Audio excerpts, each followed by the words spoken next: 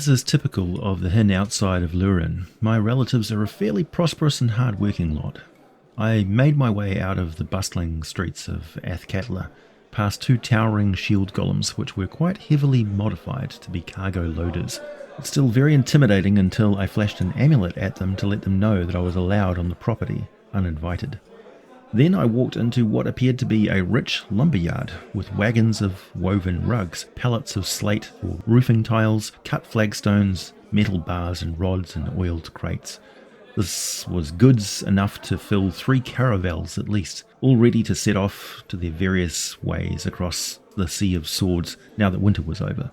Beyond the sheds and between 2 large warehouse buildings no doubt packed with more perishable goods with many more protections, I followed a well-lit path until it all opened out into a riot of herbs and flowers, little fruit trees and fragrant shrubs, with one great plum tree dappling a sprawling, well-made but kind of ramshackle mansion with a roof painted grass green and walls of vibrant red.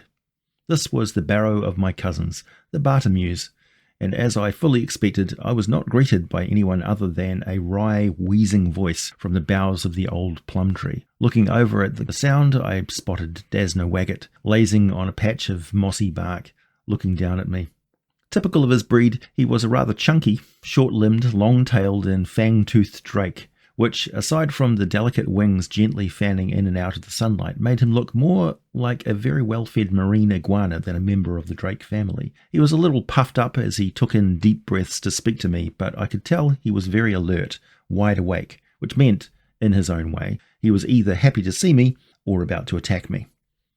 You're late for lunch, and don't go asking for free rides on the trade ships to the south. You know they're going to the Shays. I didn't know, but thanks for that, Dazna. I hope the family has been treating you well. On your travels, have you learned a spell to make plums grow faster?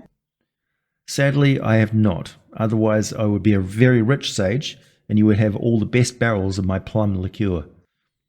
A drake can dream. A drake can dream. Go on in, sage. I've always liked you. Same, my friend. Can I bring you anything? Nothing I can't take without your help. True. I'll never know all your secrets. You don't know even one. I shrugged. The little drake laughed and burped, and I went inside for a nice friendly visit with the family. Alehouse drakes don't get much attention in the history books, though perhaps they should. Hello, I am AJ Pickett, and I make videos on monster ecologies, locations, and the history of many worlds of Dungeons & Dragons. I'm not entirely sure how old Dazna is, but he knew my great-grandfather, and halflings often live to be 2 centuries old, though he must have known him in his later years because I'm fairly sure Alehouse drakes don't live much past 300 to 400 years. Old as he was, like all the draconic creatures, he was not feeble, he just looked tougher, slept longer, and tended to complain more. He was also one of the largest I'd ever seen, fully 3 feet long. A foot longer than the others I had encountered in all the inns and taverns south of the Sea of Fallen Stars. I once asked him why none of them lived further north. He just said none of them were fond of roasting on sticks over giants' fire pits, which is fair enough. I don't want to be eaten by giants either. He is heavy. The average adult Alehouse drake can weigh around 18 pounds or 8 kilograms. Dazna is 10 kilos at least. But he can still fly fast enough to catch up with a rider on a horse quite easily. I've also seen him outrace a pseudo-dragon, so that would put his speed at about 80 feet per round, flying. On the ground, his short legs are very strong, and he rears up at full speed to sprint on just his hind legs, reaching 40 feet per round.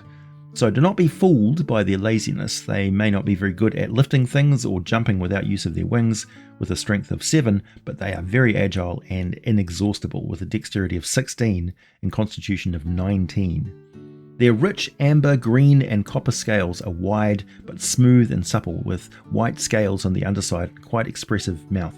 They have a frill of little horns at the back of their skull and running down the spine to about 1/3 the length of their tail. They have a natural armor class of 13 and 10d4 plus 40, or between 50 and 80 with an average of 65 hit points. They still do count as tiny creatures usually. I think Dazna is technically small though. All Alehouse drakes have 60-foot dark vision, plus 3 to insight checks, plus 5 to persuasion checks, and plus 5 to deception checks, so watch yourself. They love to play pranks. And don't be fooled, they are completely immune to paralysis and being knocked unconscious, no matter how much they drink. They are clever creatures with an intelligence of 11, wisdom of 12, and charisma of 16. They speak draconic eloquently and speak the common tongue of whatever lands they dwell in very well. Now, I just want to set the record straight that Alehouse drakes don't eat cats. Well, not all the time, not very often. They eat rats and other vermin and they will eat cats only if they see them as competitors. So you will not often see cats and Alehouse drakes living under the same roof. They don't hunt cats though, and don't go out of their way to kill Tressums. That's just a nasty rumour that they are largely responsible for. Alehouse drakes are tough, agile, and formidable fighters that can make short work of aggressive dogs. There are always quite a lot of dogs at Bartomeu Barrow, used for riding and carting parcels around. They never bother Dazna Waggot, and tend not to bark a lot lest they get a threatening hiss from him. One Alehouse drake can take out a whole pack of dogs thanks to their weaponized burps and their long fangs and claws. They're also more agile than a dog, with +5 to any dexterity saving throws. Their breath weapon is their burp, recharging at the start of the round on a roll of 5 or 6 on a 6-sided die. An Alehouse drake can burp a cloud of intoxicating gas in a 15-foot cone. A creature caught in the cloud becomes poisoned for 1 minute and must make a successful DC 14 Constitution saving throw or become stunned for 1d6 rounds. This cloud is actually invisible, despite what you may have seen in tapestry art. It's not a glowing green cloud. They bite or claw at +5 to hit targets within 5 feet. The bite inflicts 1d6 +3 piercing damage, and though it's not mentioned, they can lock their jaws onto a victim, wrap their tail around the body, and just hang on while getting advantage on subsequent claw attacks. The claws inflict 2d4 +3 slashing damage, and they make use of them the most in a fight, including leaping past and slashing using their flight ability and their familiarity with the building they dwell in, and their small size, darting past, slashing, and evading retaliation. However, they are very much draconic creatures, and they are magical, which gives them an unfair advantage, particularly their ability to cause utter confusion. An Alehouse drake can make a touch attack that induces confusion as per the spell, but also grants its target +3 to all dexterity-based skill checks and melee attacks. This effect lasts for 1d4 rounds. A successful DC 13 Charisma saving throw negates the effect, but doesn't confer any special immunity to subsequent touch attacks. Also, Alehouse drakes are highly sneaky spellcasters. It's draconic magic though, so I've never been able to figure out how Dazna Waggot does it. He doesn't require any material components, he has no spellbooks, doesn't even study magic, and scoffs at my feeble attempts at the art, saying that what I do is bumbling and crude. Alehouse drakes have a remarkable talent called forgetful spellcasting. When an Alehouse drake targets a creature with a mind-affecting spell, the creature must succeed on a DC 15 wisdom save or immediately forget the source of the spell. You would not believe how long it took me to figure this out, and I think the fact that I did is the reason why Dazna Waggot considers me worthy of being a friend. From what I can tell, Alehouse drake's innate spellcasting ability is charisma-based. Spells save DC 13 +5 to hit with spell attacks. They can cast Friends and Vicious Mockery at will. 5 times per day, they can cast Calm Emotions, Dissonant Whispers, Ray of Sickness, and Hideous Laughter. 3 times per day, they can cast Confusion and Invisibility. The Tome of Beasts has this to say about the behaviour of Alehouse drakes in general.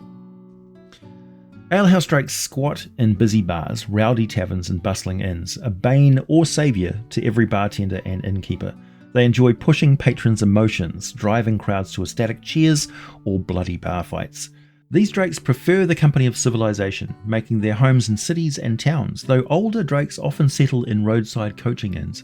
In the former situations, they are often troublemakers or pranksters, but in the latter circumstances, they usually befriend the proprietor and help manage flared tempers and weepy drinkers in return for living space and a generous tab.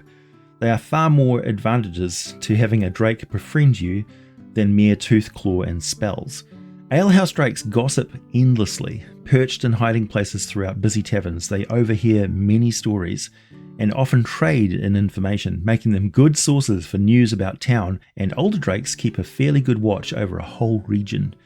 More devious and ill-mannered alehouse drakes resort to blackmail, but usually only to secure a comfortable spot in their chosen tavern, while the friendlier types are invaluable guests at establishments which cater to visiting nobles and others whose reputation precedes them.